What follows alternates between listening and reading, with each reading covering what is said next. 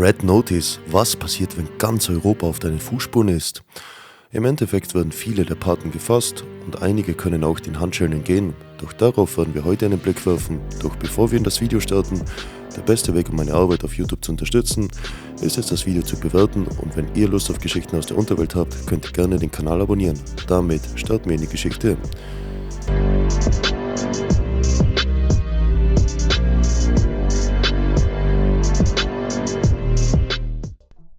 The Listita is another criminal organization with roots in Sicily. They are comparable to the Cosa Nostra, although they have considerably fewer members. The Listita was founded in the late 1970s by former La Cosa Nostra gangsters. This mafia is now said to have 5,000 members. The Listita split from the La Cosa Nostra after the Second Mafia War, and this ensured that the two parties were closely connected in the late 1990s. Today we are discussing a key figure who was a mafia member of the Listita. Gioacchino Gamino was a high-ranking member of the Listita. To be more precise, he was one of the bosses. The now 61-year-old man was in the middle of the conflict between the Costra and the Sita during his active time in Listita. As a boss, you naturally have to be active in such times. One day, he heard that a Nostra member was alone. So Gamino grabbed his older brother and they decided to eliminate the enemy. When they arrived at their destination, there was no time for discussion and a gun battle immediately broke out. But as it turned out, it wasn't the Cosa Nostra member who was responsible, but rather the mafioso's brother. The two brothers knew they had to leave the country immediately, as the police would exert extreme pressure. The most sensible country for the brothers was probably Spain, as they had some connections there. The brothers then separated and went their own ways. The younger brother decided to settle in Barcelona, while the older brother fled to a smaller village. The older brother was Angelo, and he managed to remain undetected for several years, while his younger brother, Giorgino, was arrested in Barcelona after just a few months. Angelo was finally arrested by the police in 1998 and sent to the same prison as his brother. Things remained quiet for the two brothers until 2002. But the younger Gamino was far from finished.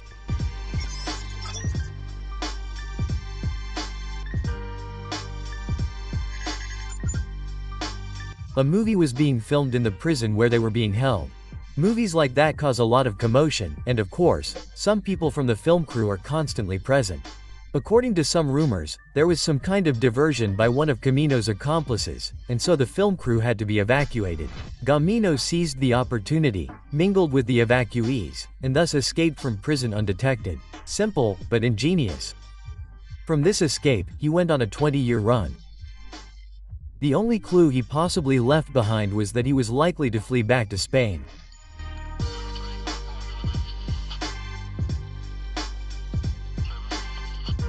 Until 2018, not a single trace of him had been found. However, the police were able to find some leads on him in the town of Galapagar, which has a population of only 35 and is located near Madrid. The Spanish police had to cling to their limited information, and so they began with a simple internet search. They only had very old photos of him, but then they came across their first lead. It was a Google Maps image of two men talking in front of a greengrocer. The police were certain, however. The man in blue jeans bore a strong resemblance to the mafia boss they were looking for. But Google, of course, respects data protection and therefore blurs faces. Therefore, the police had to focus their investigation on the greengrocer. On the right side of the shop, a telephone number was written on a sign. A search for the telephone number revealed that it was connected to a restaurant. La Coquina de Manu, which means Manu's Kitchen, which was Gamino's code name at the time. The restaurant's entire marketing was based on the chef being a true Italian. Gamino even made a few references to his old life. In this advertisement for his restaurant, he makes a clear reference to the private film. There were a few references in the restaurant as well. He had a few pictures of movie stars playing mafia figures on his wall. He also had a picture of an actor playing Giovanni Falcone. Giovanni Falcone was largely responsible for Gamino's first arrest. The biggest clue of all was a photo of Gamino posing in front of his oven. In the old police photos, you could see that Gamino had a scar on the left side of his face. In the photo in front of the oven, you could also see the left side of his face. And surprise, he also had a scar. Now comes the weirdest part. Gamino may have gone into hiding, but but he still managed to get in touch with the law. The incident happened in 2018. Neighbors of the restaurant repeatedly complained about the smell and noise coming from Gamino's restaurant, which was caused by a wood-burning stove. Gamino ignored his neighbors' complaints and continued as before. Eventually, the neighbors had no other choice and complained to the authorities. This, in turn, prompted a city employee to visit the restaurant and see for himself. He then concluded that the stove was indeed a problem and therefore issued a ban on it. Gamino was furious. He then followed the employee to a supermarket. The encounter was even recorded on surveillance camera.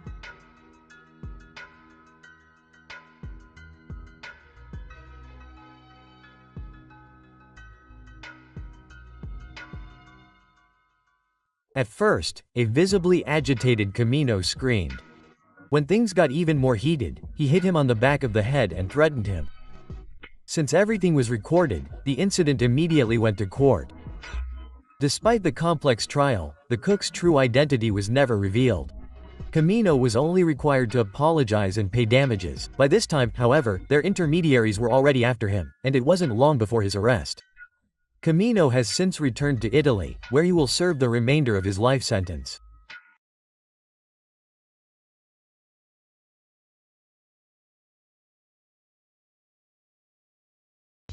The 12 Apostles of the Devil, a rather fitting name for the leadership of the Mara Salvatrucha.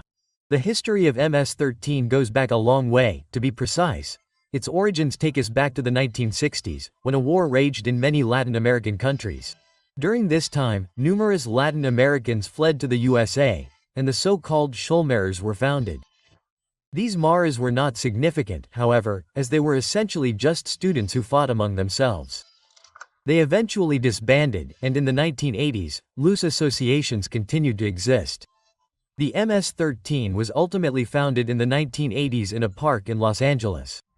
The Mara Salvatrucha was initially founded solely to defend itself against the already established gangs in the area. This situation would change over the years, and they would become increasingly brutal, eventually becoming a feared street gang themselves. They are also part of the Serenias, which means the gang originates from Southern California. There are the Notenias and the Serenias. Gangs are usually enemies. The Mississippi 13Z was one of the most feared gangs in the underworld today. With an estimated 80,000 members, they were right at the top. Elma Canales Rivera was at the head of the organization. His nickname within the gang was El Crook the Hollywood. The United States had had its sights set on him for a long time. They knew his standing within the gang and what he was capable of. For the past few decades, the Mara Salvatrucha has operated in the United States, El Salvador, and Mexico. However, the American justice system had a problem. Rivera was in custody in El Salvador. They tried to have him extradited, but their attempts were unsuccessful. Rivera then managed to escape from El Salvador's prison and was thus free again. Let's first look at the situation in El Salvador so we can fully understand the case. El Salvador has had a problem with its gangs and the associated criminality for a long time. It simply became too dangerous. Many Salvadorans had chosen to flee to Los Angeles, from where some became involved in criminal activities. The United States had to act and therefore sent scores of gangsters back to their homeland. Once back in El Salvador, the problem started all over again. Many gangsters were now in El Salvador. El Salvador tried its best to combat crime. Repeated programs were launched to ensure that the gangsters, some of whom were young, were taken off the streets. But it was simply too much. Under President Nayib Bukele, El Salvador was forced to declare a state of emergency, and new laws came into effect that were more severe against gang culture. The security problems finally had to be brought under control. El Salvador also opened a new prison for the gangsters, and this one is quite something.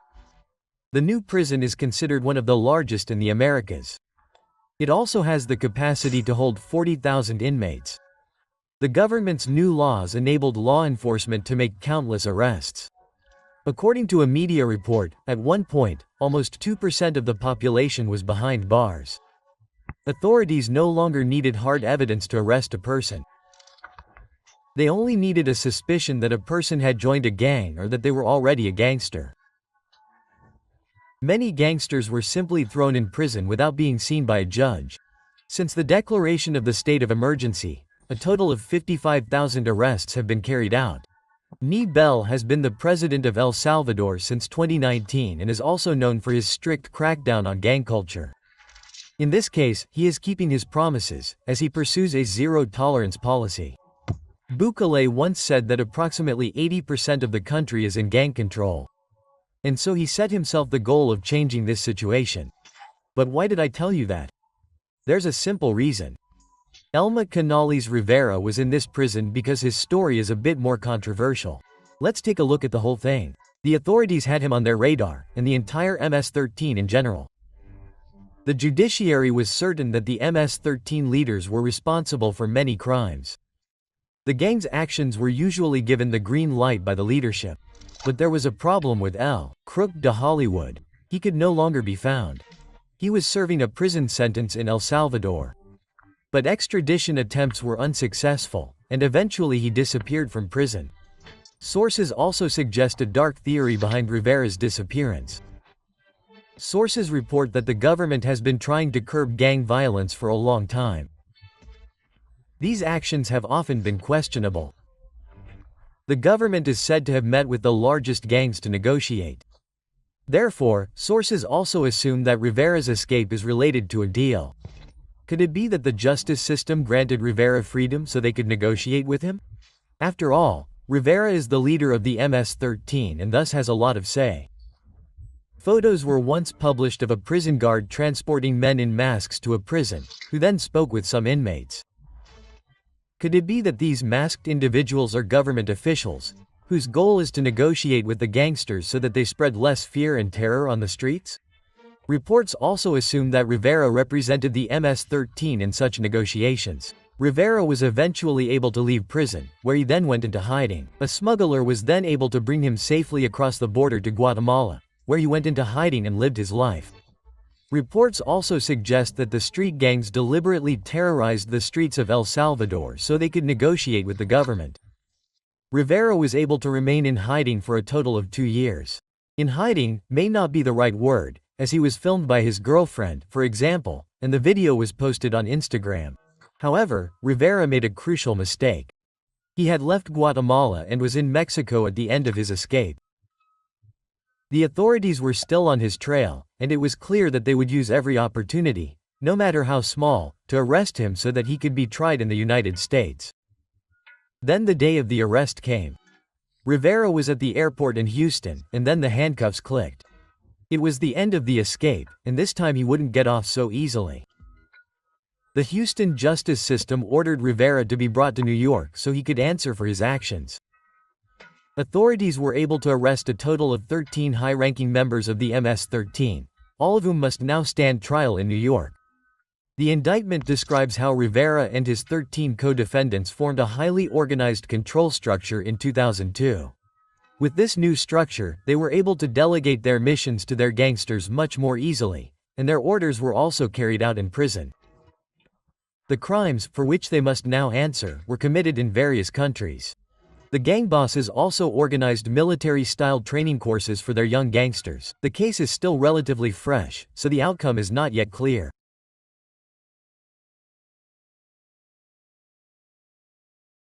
A cook who lived in a modest apartment in downtown San Francisco. The authorities couldn't believe their eyes. The cook, who works in a pizzeria, is said to have a certain past. He is said to be the fugitive mafia hitman Edgardo Greco. We'll take a small leap in time to fully understand the story. Edgardo Greco was part of the Ndrangheta. He operated in Cosenza, a city with around 200,000 inhabitants. Greco was already officially known to the police. But in 1991, things got serious for him. He was allegedly involved in the disappearance of 2 people. They were Giuseppe and Stefano Bartolomeo. At the time, there was a dispute between the 2 mafia gangs Pino Sen and Pernebranu. It is believed that the 2 Bartolomeo brothers were lured into a trap under the pretext of peace negotiations. The 2 were lured to a fish shop, where several gangsters were already waiting for them. The brothers were never seen alive again. Greco is believed to have played a role in the case. He may have even planned another operation that same year. The authorities believe that the next target was Emiliano Maschiera.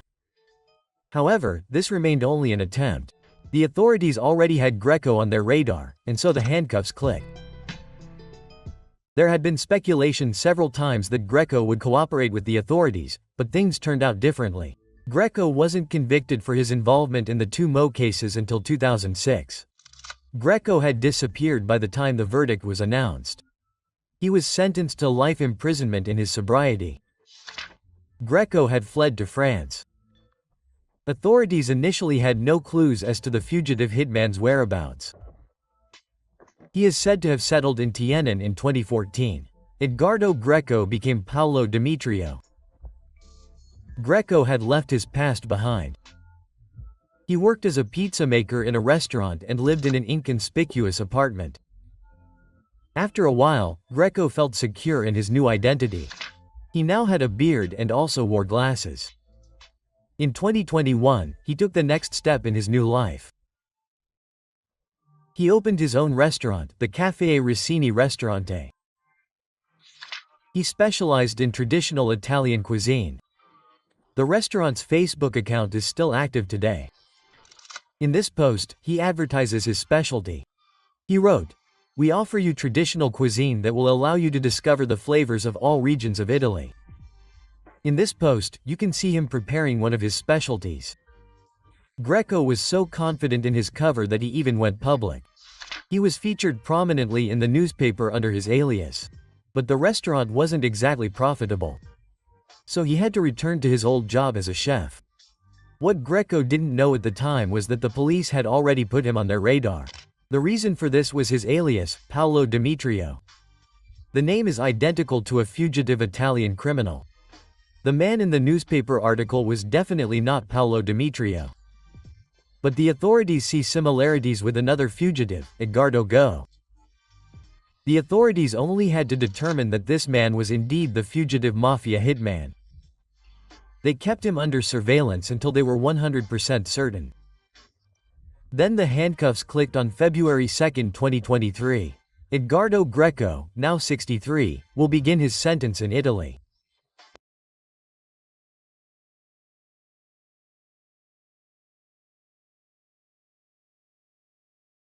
ABC, or the Asian Boys Crips. The history of the Asian Boys goes back a long way. The first set of this gang was established in Long Beach. Many refugees from Asia were harassed and oppressed by the gangs already established at that time. The migrants then found a counter-movement to fight back against such actions. Thus, the Asian Boys were born, whose purpose was to protect one another. But over the years, the gang grew larger and its principles changed. The Asian Boys expanded, and some of the sets became conventional street gangs. Two key figures in the later history of the Asian Boys are the Mercado brothers. Marvin, alias Shy Boy, is something of the most well-known gangster in the gang. His brother, Pierre, alias Babu, followed in his brother's footsteps and thus also became part of the Asian Boys. The two brothers were known for their ruthless ways and their violent ways. They were born in the United States. Their parents were from the Philippines. The family settled in North Hollywood. Both parents worked diligently in raising their sons. The father was a technician, and the mother worked in real estate. So, to summarize, the two brothers grew up in an extremely good household. Some members of the Asian Boys had the characteristic that they didn't really need to go out on the streets. The Asian Boys set, in which the Mercado brothers operated, was founded for the following reason. There was a neighborhood in Los Angeles that was predominantly inhabited by Latinos. There were, of course, gangs there, too. At a certain time, there was another wave of refugees from Asian countries. Some of these refugees then found their new home in the aforementioned neighborhood. The Valio Street gang was in the majority, and so they didn't make life easy for some of them.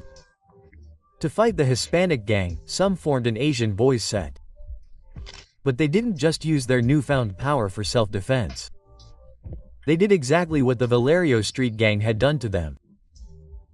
They even terrorized their own people who hadn't joined them. The Asian Boys first became known in their neighborhood, but they expanded their business throughout Los Angeles. The year was 1995. and the whole world's eyes were on one event: the O.J. Simpson case. But the police had a completely different headache at the time. The summer of 1995 later became known among authorities as the Summer of Madness. A key role in that summer was played by the Asian Boys Crips and their leaders. The police suspected the Asian boys in over 12 cases that year, and other crimes were also reported. The Asian boys had now committed countless burglaries and robberies in Los Angeles. One gang that was fighting the Asian boys was the Watchings. They originated in San Francisco, but they spread throughout America, including Los Angeles. The two gangs waged a fairly brutal war on the streets. The Asian gangs weren't actually involved in the drug trade. They were more likely fighting over places to hang out. One of the most famous incidents between the two gangs took place in a pool hall. Members of the Asian boys actually spent the entire evening there. Later that evening, more and more members of the Watch gang arrived. It was clear that the situation would soon escalate. A member of the Asian boys began to provoke the members of the Watching gang. It quickly escalated into a fight that ended in a shootout. A member of the Watching gang fatally injured an Asian boys member. Meanwhile, the fight between the Asian boys and the Valerio Street gang was in full swing.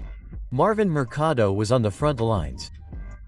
One day, he and other Asian boys had planned an action against the rival gang, and so it was carried out.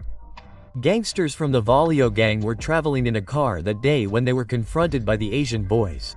The Valerio gangsters tried to escape and partially succeeded. They fled into a building complex, with one apparently blocking the door. Two Valerio gang gangsters were thus locked out and left unprotected by the Asian boys. Marvin Mercado was likely the main perpetrator of this attack. Pierre Mercado was also active on the streets in the summer of 1995. He and another ABC were out in a car one evening, driving through Los Angeles. They then got into a traffic dispute with two off-duty Marines. Pierre and the other gangster, of course, were unaware of this. Mercado then opened fire out of nowhere, hitting one of the two Marines. The Marine, who was driving, was able to escape the situation. Once he was safe, he pulled over to the side of the road where he treated his colleague. His intervention saved his colleague's life. The confrontation between the Asian boys and the Watching was still in full swing. The Asian boys had the perfect opportunity to get revenge on their rival gang. Marvin and Pierre had received a call that wing gangsters were in a coffee shop. The two Mercado brothers naturally wanted to take advantage of this opportunity. Gangsters from the Asian boys, spread across 3 cars, were ready to take revenge on the Watchings. They parked at the coffee shop and waited for the rival gangsters to leave the building. And that's exactly what happened. The Watchings crashed into a white Nissan. They didn't notice that they were being followed by the Asian boys' convoy. The Asian boys then opened fire in the middle of the highway. 3 people were hit, one of whom thankfully survived. As it later turned out, they were most likely not gangsters. They were probably 4 young people who just wanted to enjoy a night out. A few weeks later, almost exactly the same incident happened again. Marvin Mercado received another call that rival gangsters were in an Arad center. This time, too, only innocent people were targeted, but a tragedy still occurred.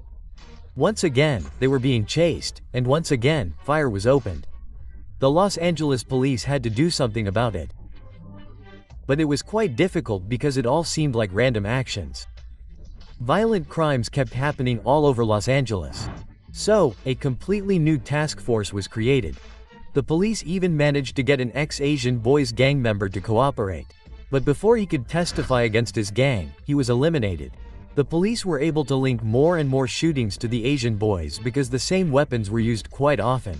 Another incident involving Marvin Mercado occurred at a party on Shermanway. He met up with his brother Pierre outside a party, who gave him weapons before they went in. Marvin then suddenly started shooting wildly into the crowd. He fatally wounded 1 boy and only injured 2 others. Meanwhile, the task force worked diligently against the Asian boys. They were then able to put the most powerful Asian boys gangsters in custody pretty quickly. Marvin and Pierre Mercado were also arrested. At first, they simply decided to remain silent. Then a judge cheated, saying that the police still didn't have enough against the gangsters, and so they all had to be released. The police's task was then to investigate the Asian boys even more deeply. The 2 Mercado brothers then went on the run. Both managed to stay in hiding for 10 years. They appeared on America's Most Wanted, and the FBI put a bounty on their heads. Marvin had meanwhile built a new life for himself in the Philippines. He was dating the daughter of a very respected man. When the two married, there was naturally a certain amount of attention. Marvin even had his entire family flown in from the States under different names. Marvin was now living under the name Mark de Los Angeles. Pierre lived under the name Angel Reyes. The two built a life for themselves in the Philippines. They ran an internet cafe. In 2007, the police got back on Marvin and Pierre's trail. They contacted the Philippine police, who assisted with the arrest. Marvin had given up his entire gangster ways in the Philippines. But despite his transformation, there was one thing he couldn't change: his past. Marvin and Pierre had to be punished for their actions. In Marvin Mercado's case, even a hefty punishment was on the table. The jury needed a week to deliberate on Marvin Mercado's conviction. He was found guilty on 8 counts of first-degree murder. He was then found guilty on 10 counts of attempted murder. Marvin received a total of 8 life sentences. Things didn't look any better for Pierre. He received 218 years in prison for his crimes. Yes, friends, that was the story of the Mercado brothers. Please give me a like if you enjoyed it. And with that, thank you for tuning in.